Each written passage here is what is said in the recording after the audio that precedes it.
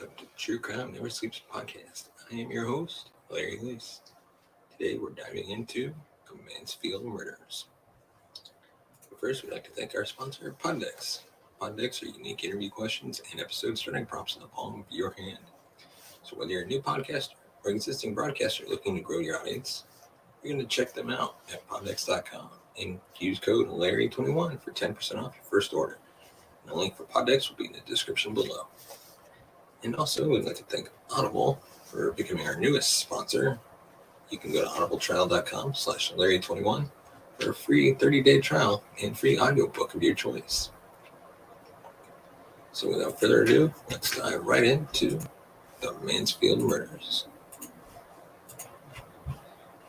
As dawn broke on October 28, 2020, investigators of Hernando County, Florida began searching a cluttered 6-acre property belonging to the Mansfield family.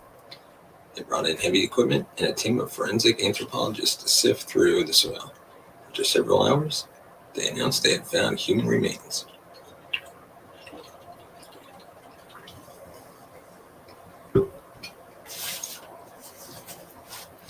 While the Mansfield neighbors were shocked and saddened, many were not surprised. The heavily wooded, junk-strewn property had been the final resting place of at least 4 other women, whose bodies had been discovered in the spring of 1981. They, as well as another woman in California, had been the victims of Billy Mansfield Jr., who is now in prison serving a life sentence for their murders. However, many of the Mansfield's neighbors had long suspected that there were more women buried on the family property. According to police, they had arrested one of Billy's brothers, Gary Mansfield, the day before for selling methamphetamines to an undercover officer. As they searched Gary's home, they found LSD, fentanyl, the components of a meth lab, and other drug-related items.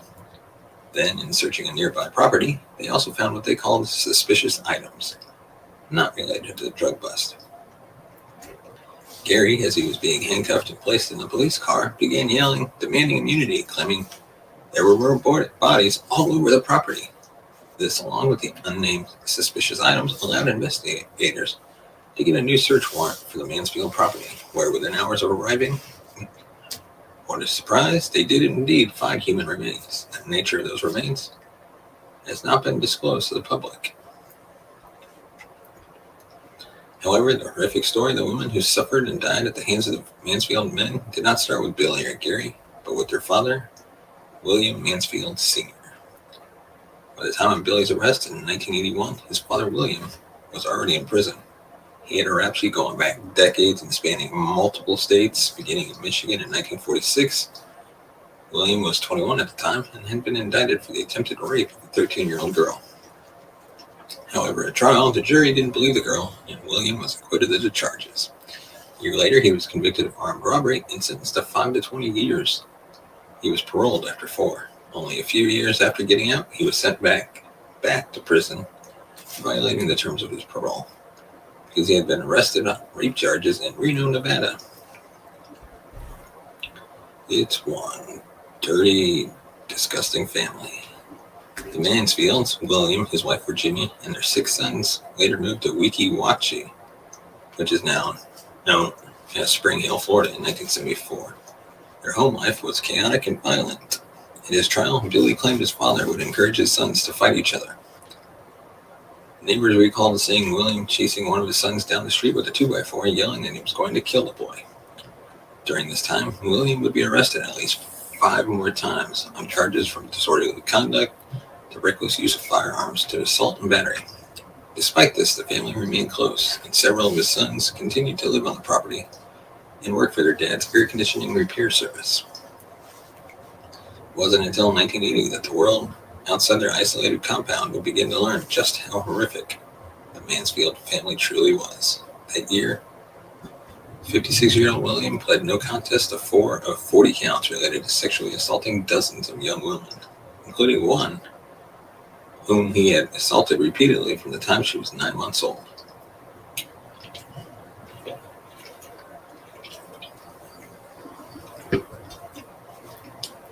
William was sentenced to 30 years for these crimes, but was released for good behavior after only 10. before the small Florida community could process the shock of what William had done, his sons would be arrested for crimes far worse. Billy Mansfield Jr. quit school when he was 14, forged his birth certificate so that he could join the Army. However, he soon developed a serious alcohol and drug problem, which led to his discharge. Billy very quickly began following his father's dark footsteps. He was 18 when he was arrested in Michigan and charged with kidnapping 2 women and forcing them to perform immoral acts on him. However, the jury did not believe that both young women could have been forced to perform these acts by just one man. Billy, like father, like son, was acquitted. 3 years after that, he was again arrested on criminal sexual conduct charges involving a 16-year-old girl. He pled guilty and was given 6 months in jail, 3 years probation. Only a year later, he was arrested again when 2 teenage girls reported to police that Billy had raped them at knife point. His parole was revoked, and he was sent to jail, now facing a life sentence. However, Billy was handed yet another get-out-of-jail-free card. While in jail, he shared a cell with an accused murderer. In exchange for his testimony against his cellmate, Billy had his sentence reduced to time served, 1 year. He was released in February 1980 and returned to the family home in Weeki Wachee. It was not long after Billy returned to Florida that 21-year-old Sandra Graham went missing. She had last been seen with him at a bar in Tampa, Florida. She had left her purse, glasses, and cigarettes inside the bar. Then, in June, 18-year-old Pam Sherrill went to police with a terrifying story. She said Billy had forced her into his van, drove her to his trailer, and began beating her. She said he attempted to rape her, but she managed to get hold of a knife, which she threatened him with in order to escape. Police went to Billy's trailer to arrest him on charges of battery and false imprisonment, but he wasn't there. 2 months later, Billy and his brother Gary left Florida for California, perhaps thinking they could outrun Billy's arrest warrant. But Santa Cruz police arrested him on the Florida warrant November 23rd, 1980. Just 2 days later, their father pled guilty to 4 counts of sexually abusing young girls. Despite Billy's long record of violence against women, he was granted bail, which he posted. 2 weeks later, the body of 29-year-old Renee Salling was found in a drainage ditch in Watsonville, California. Her clothing was torn open and her pants were pulled down around her ankles. A nylon rope was tied around her neck so tightly it was embedded in the skin. The medical examiner couldn't determine if she had been sexually assaulted. Witnesses said they saw her leaving the wooden nickel tube bar with Billy on the night she went missing, making him the last person to see her alive. When police went to the KOA campground, where the Mansfield brothers were living, just a few miles from where Salling's body was found, the brothers had apparently abandoned their filthy trailer house. Later, police would discover one of their vehicles abandoned in Sacramento. A few days later, on December 10th, 1980, a police officer in the small town of, I'm going to butcher this name, apologies for anybody that lives there, but Winnemucca, Nevada, pulled over a van driven by 2 men. The men lied about their identities, but the officer noticed they matched the descriptions of the Mansfield brothers, who were wanted on suspicion of murder in California. He arrested the 2, who were indeed Billy and Gary Mansfield, and soon extradited to California. Back in the Golden State, Billy was charged with first-degree murder and Gary with accessory after the fact. Billy's trial was set for May 4th, 1981, and Gary's was set for the following August. They both pled not guilty. But before Billy would stand trial for Salling's murder, several anonymous tips would send police once again to the Mansfield property. One tipster said they would find the body of Graham, who had been missing for nearly a year, buried there. Just want to say thank you to whoever's watching this video right now. Please give us a thumbs up if you like it. Leave a comment in the comment section below. On March 16th, 1981, Hernando County investigators began searching the property. The next day, they found the skeletonized remains of a young woman, wrapped in a blanket, curled up in a fetal position, buried behind the house. She had a thick wire wrapped around her neck and wrist, and her skull had been fractured. However, the victim was not Graham. In fact, she still has not been identified. Days later, police uncovered another skeleton beneath the family's home. Evidence found in the grave, later confirmed by dental records, identified the victim as 15-year-old Elaine Ziegler, who had gone missing from a nearby KOA campground on New Year's Eve, 1975.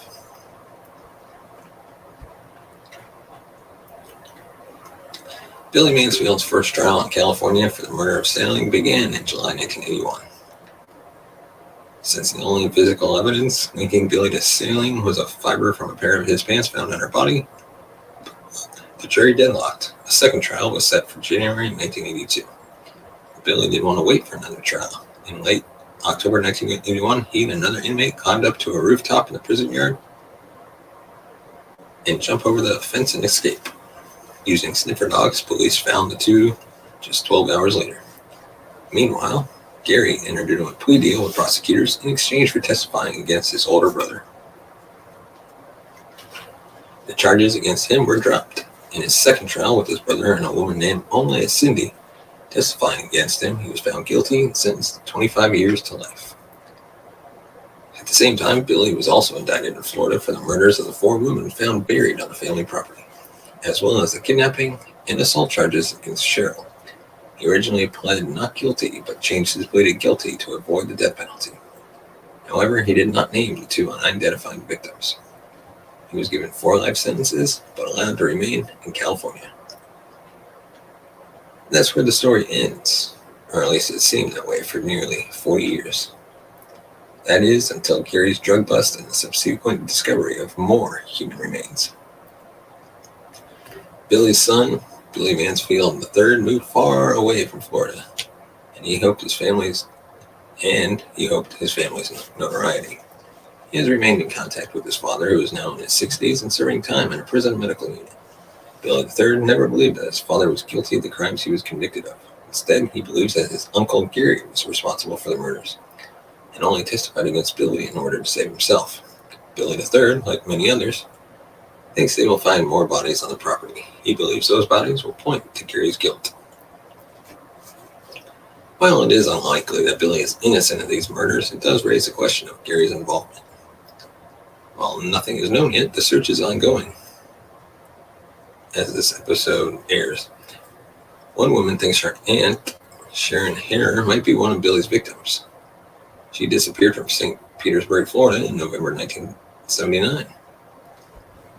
And of course, I will update this episode as new information becomes available. And that is all we have for this episode of the True Crime Never Sleeps podcast. Let us know your thoughts on this case in the comment section below. Do you think Billy is innocent? Or did he have a part to play in it, but was Gary really involved? Let us know in the comment section below. As always, you can be a part of the show by sending us a voicemail at 682-305-0483. And as always, you can remain anonymous if you'd like. And don't forget to hit that subscribe button. You can also listen to us on all major podcast platforms, including Good Pods, available on Apple and Android devices. Check them out today. Give us a review. Let us know what you think. Thanks for watching, and we'll see you next time.